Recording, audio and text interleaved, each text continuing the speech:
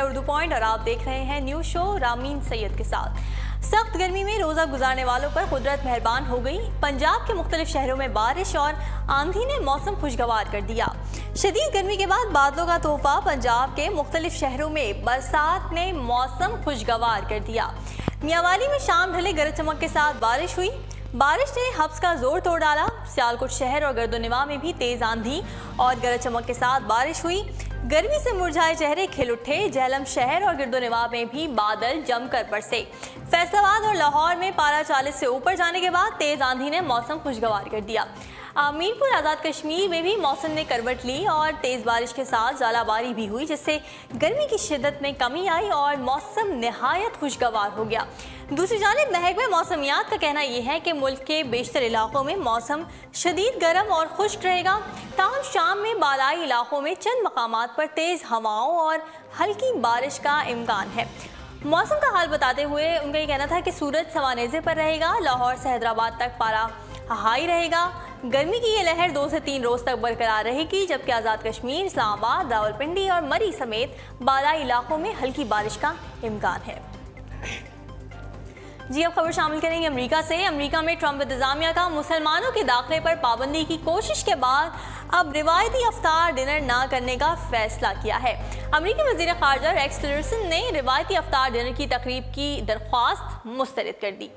अमेरिकी सदर Donald Trump का गुज़िश्ता हफ्ते दौरे सऊदी अरब और वहाँ 40 से ज़्यादा मुस्लिम ममालिक के सरबराहान की शिरकत, इस्लाम पर डोनाल्ड ट्रंप का खिताब अंदिया दे रहा था कि शायद ट्रंप इंतजामिया मुसलमानों के हवाले से अपना रवैया तब्दील करने के लिए तैयार है। लेकिन वाशिंगटन में वज़ीर ख़ारजा रेक्स टिलरसन किसी और ही मूड में नजर आए।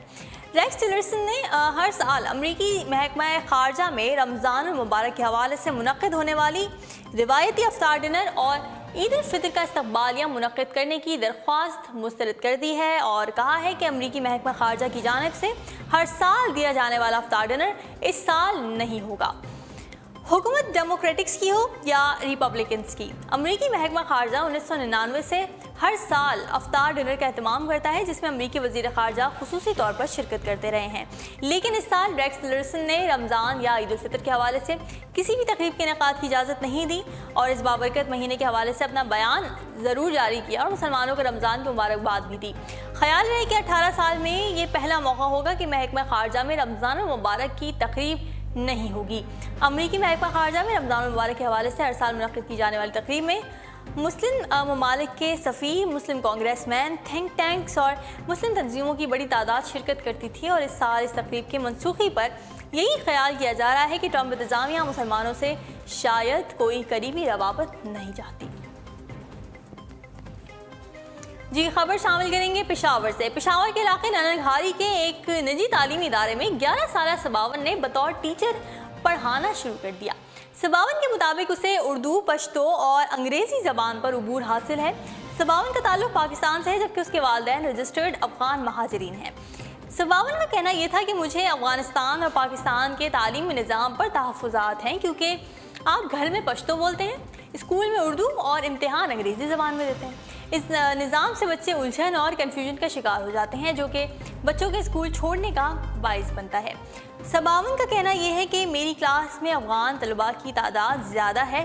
सबावन की ख्वाहिश है कि वो कम उम्री में ही PhD करे। सबावन का कहना यह था कि मेरे वालिदैन का ताल्लुक़ अफ़गानिस्तान से होने के बावजूद मैंने कभी पाकिस्तान में एहसास कमतरी महसूस नहीं की, क्योंकि यहाँ मुझे प्यार, मोहब्बत और इज़्ज़त सब कुछ मिल रहा है। जी टेक्नोलॉजी पॉइंट से खबर शामिल करेंगे। दौरे हाज़िर स्मार्ट ज़माना है, जहां लोग तो वज़नी होते जा रहे हैं, लेकिन माजी में सेगम हैयत रखने वाली इलेक्ट्रॉनिक्स अशिया जिसामत में छोटी, दिखने में मुख्तसर, लेकिन अफादियत और फीचर्स में अनगिनत खसूसियात की मालिक बनती जा रही हैं। रोज़मर्रा ज़िंदगी में सबसे ज़्यादा इस्तेमाल होने वाली इलेक्ट्रॉनिक्स आला टेलीविज़न है, जिस पर हर घर में मौजूदगी के बायस ख़ानदान का एक हिस्सा ही समझा जाता है, जिससे लोग महफूज होते हैं और अपने मनपसंद प्रोग्रामों से लुत्फ़अंदोज़ होते हैं। इलेक्ट्रॉनिक्स आलात बनाने वाली मारूफ कंपनी LG ने हाल ही में एक नया TV मुतारिफ़ करवाया है, जो महज 2.6 मिलीमीटर तक पतला है और मक़नातीस के ज़रिए दीवार से बासानी चिपकाया जा सकता है। कोई 10 से 15 साल कबल की बात है कि जब टीवी अपनी साख में बेहंगम हुआ करता था और अपने साइज़ की वजह से हर जगह ज़्यादा घिरता था। ताहम जैसे जैसे टेक्नोलॉजी तरक्की करती गई, टीवी का साइज़ घटता और फीचर बढ़ते गए और आज एक वॉलपेपर की मानंद टीवी आपको तफरीह की दुनिया की सैर कराने को तैयार है। जनूबी अमेरिकी मुल्क चिली दुनिया की सबसे बड़ी दूरबीन टेलीस्कोप बनाने जा रहा है, जिसकी तामीर का इफ्तिताह कर दिया गया है। चिली की इस टेलीस्कोप की तामीर चिली के सहराए अताकामा में की जा रही है, जो दुनिया के किसी भी टेलीस्कोप से 5 गुना बड़ी है।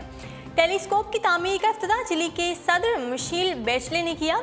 तकरीब में दीगर हुकूमती अहदेदारान और साइंसी और खलाई माहिरीन शरीक हुए। इस टेलीस्कोप की तामीर पर $1 अरब से ज़ायद लागत आएगी। ये दूरबीन ज़मीन से बाहर दीगर सैयारों की खोज, उनकी फ़िज़ा और उनके बारे में दीगर मालूमात फराहम कर सकेगी।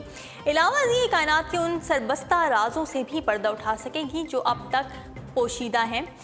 ELT यानी एक्सट्रीमली लार्ज टेलीस्कोप नामी ये दूरबीन सन 2024 से फ़ाल होकर काम शुरू कर देगी। जी, नॉर्थ अमेरिकन बॉक्स ऑफिस पर कज़ाकों ने कब्जा जमा लिया। Pirates of the Caribbean, dead man tell to tales छा गई। प्रियंका चोपड़ा की बेवॉच खिलाफ तवक्का बड़ा बिजनेस ना कर सकी और तीसरे नंबर पर रही। सुपरस्टार जॉनी डेप की pirates of the Caribbean, dead man tell to tales ने 6 अरब 22 करोड़ रुपए बटोर कर पहली पोजीशन हासिल कर ली। ताहम डिज्नी की इस फ्रेंचाइज की दीगर फिल्मों के ओपनिंग में इसका बिजनेस कम रहा। कहकशाओं के मुहाफ़िज़ों की अजनबी मखलूक से लड़ाई भी पसंद की जा रही है।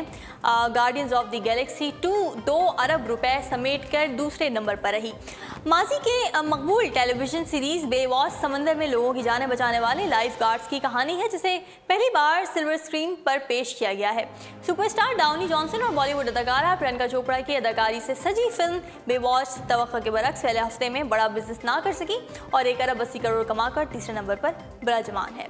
नाज़रीन, अब तक के लिए इतना ही। मज़ीद खबरों और अपडेट्स के लिए आप विजिट करते रहिए हमारी वेबसाइट www.urdupoint.com। फिलहाल रामीन सईद को दीजिए इजाज़त। अल्लाह हाफ़िज़।